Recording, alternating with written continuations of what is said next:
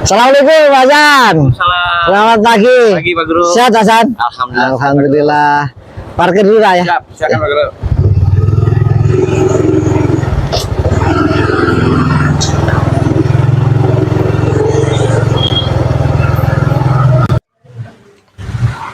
Assalamualaikum warahmatullahi wabarakatuh. Dengan saya Imam Suwono, guru SMP Negeri 82 Jakarta. Pada kesempatan kali ini saya akan menyampaikan praktik baik tentang asesmen awal pembelajaran. Saya punya tujuan dengan asesmen awal pembelajaran yang saya coba untuk merencanakan dengan sebaik-baiknya nanti, maka saya berharap pembelajaran terdiferensiasi yang akan saya lakukan mendapatkan hasil atau memperoleh hasil yang maksimal, yang sempurna. Dengan perencanaan pembelajaran yang baik itu, saya berharap nantinya saya bisa merencanakan pembelajaran yang sesuai dengan keinginan siswa. Pembelajaran yang menarik, yang menyenangkan, yang menggembirakan sesuai dengan kebutuhan siswa tersebut. Itu gambaran singkat tentang apa yang akan saya sampaikan dalam proses perencanaan asesmen awal pembelajaran saya. Untuk itu, mari kita saksikan praktek baik yang akan saya lakukan. Terima kasih. Assalamualaikum warahmatullahi wabarakatuh.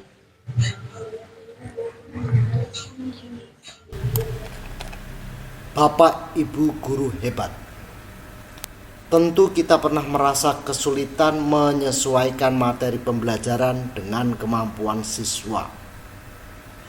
Kali ini saya akan menyampaikan tentang langkah-langkah penting dalam persiapan dan pelaksanaan asesmen awal pembelajaran. Asesmen awal ini merupakan suatu tindakan yang sangat penting untuk mengenal lebih dekat peserta didik, karena dari hasil asesmen awal ini, pembelajaran dapat dirancang dan disesuaikan dengan kebutuhan mereka.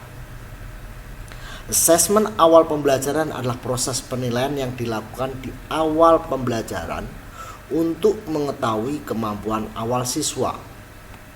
Tujuannya adalah untuk mengidentifikasi kekuatan dan kelemahan siswa, sehingga nantinya dapat menyusun rencana pembelajaran yang lebih tepat sasaran. Mengidentifikasi kebutuhan belajar siswa secara individual dan menyesuaikan metode pembelajaran agar lebih efektif. SMP Negeri 82 Jakarta memiliki 24 rombel dengan jumlah siswa saat ini 829 siswa serta dibimbing oleh 39 guru, mulai melaksanakan kurikulum Merdeka sejak tahun pelajaran 2023-2024.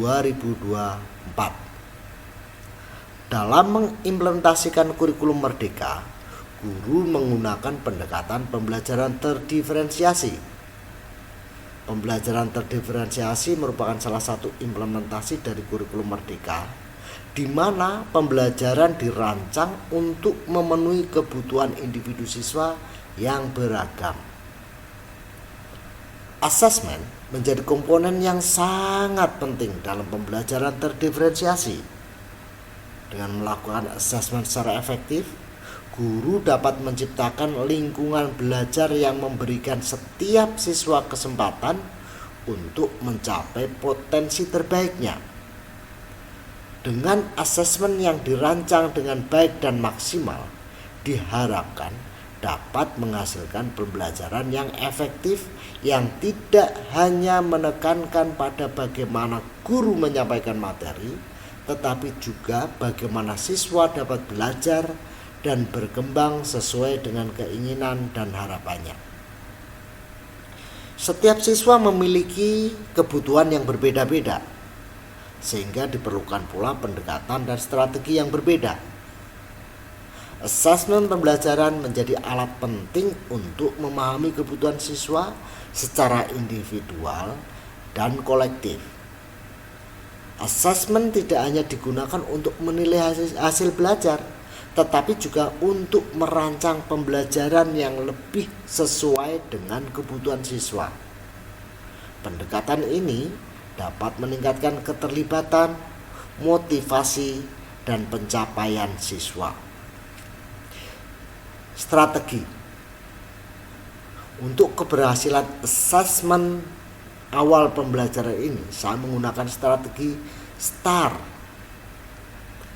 Situasi di mana di SMP Negeri 82 Jakarta dengan jumlah siswa 829 siswa memiliki latar belakang, gaya belajar, dan kemampuan yang berbeda.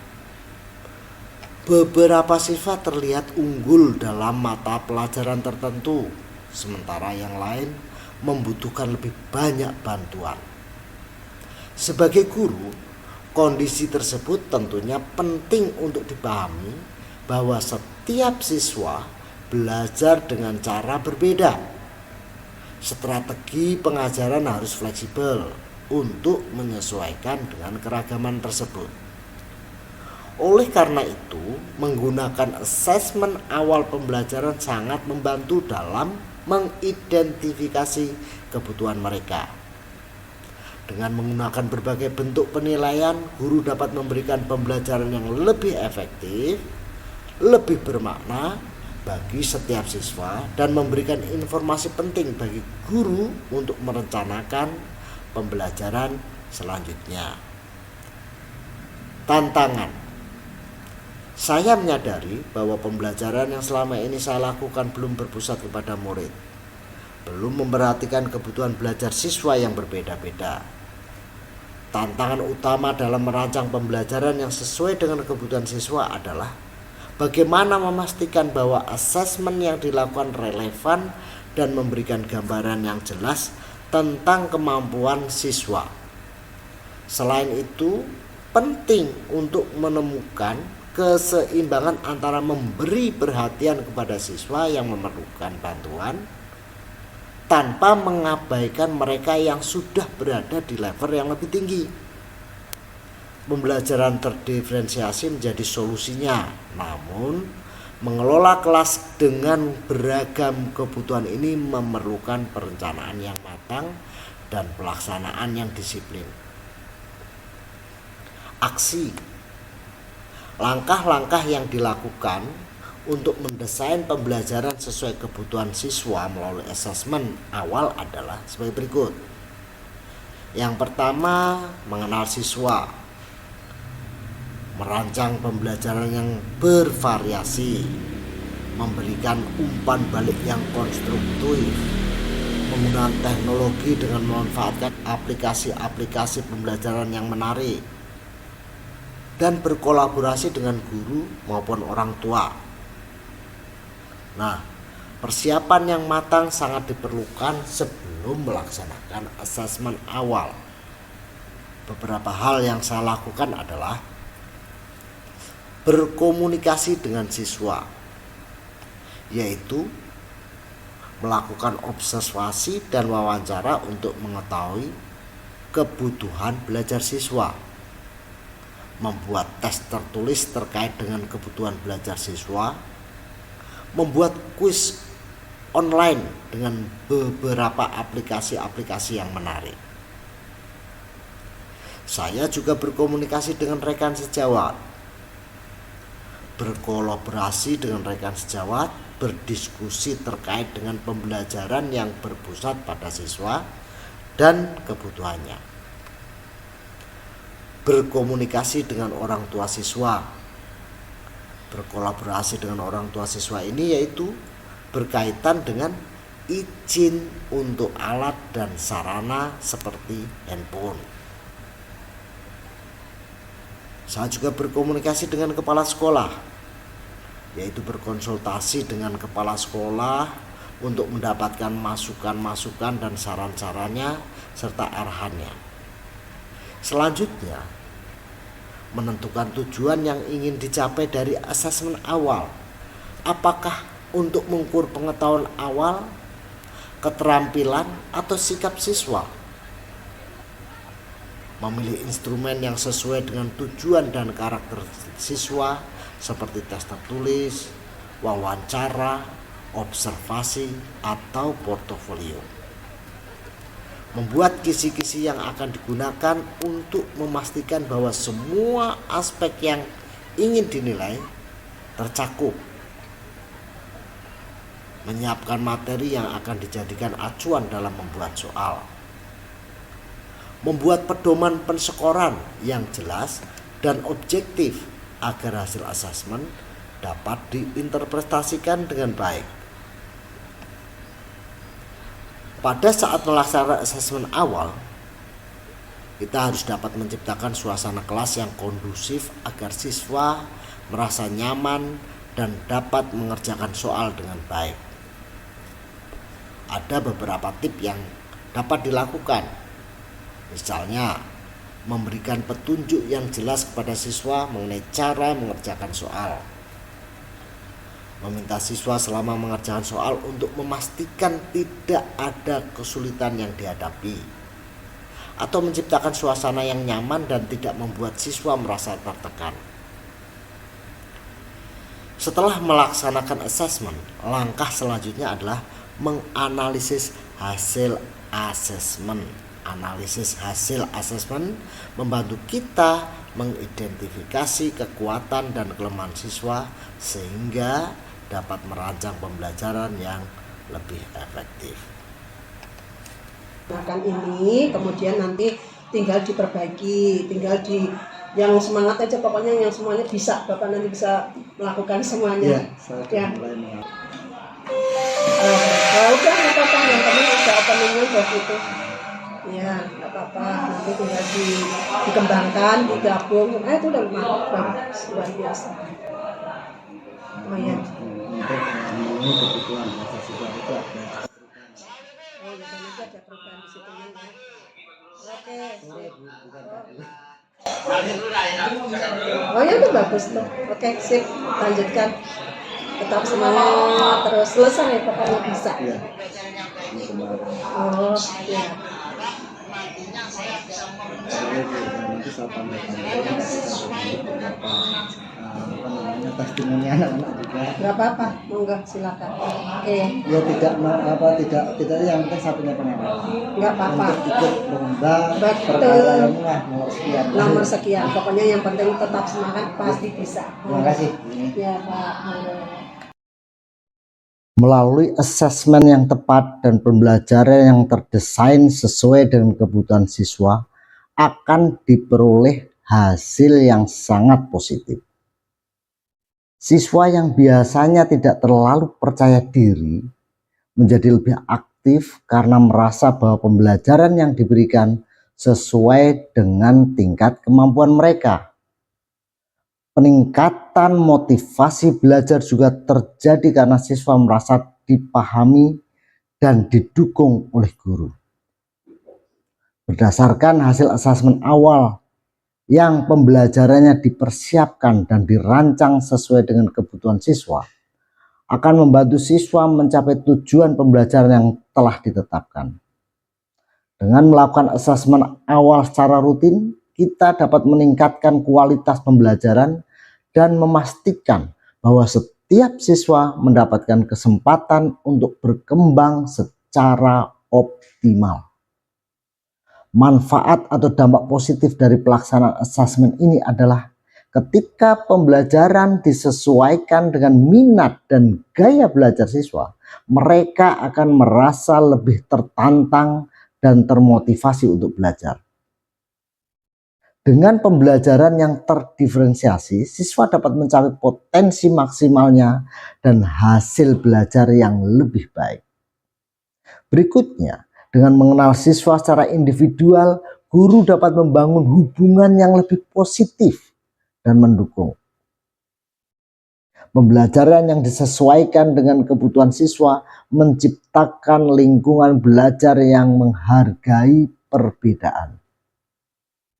Dan Siswa akan lebih siap menghadapi tantangan di dunia kerja yang semakin kompleks dan dinamis. Demikian, semoga praktik baik ini bermanfaat. Wassalamualaikum warahmatullahi wabarakatuh. Assalamualaikum warahmatullahi wabarakatuh. Selamat sore, salam sehat buat kita semua.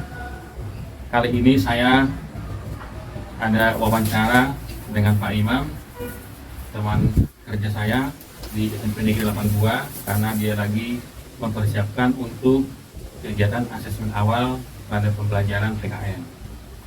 Saya sudah melihat persiapan yang dilakukan, antara lain adalah aplikasi untuk pembelajaran, kemudian soal untuk asesmen awal, dan alat peraga yang akan dibutuhkan untuk asesmen tersebut.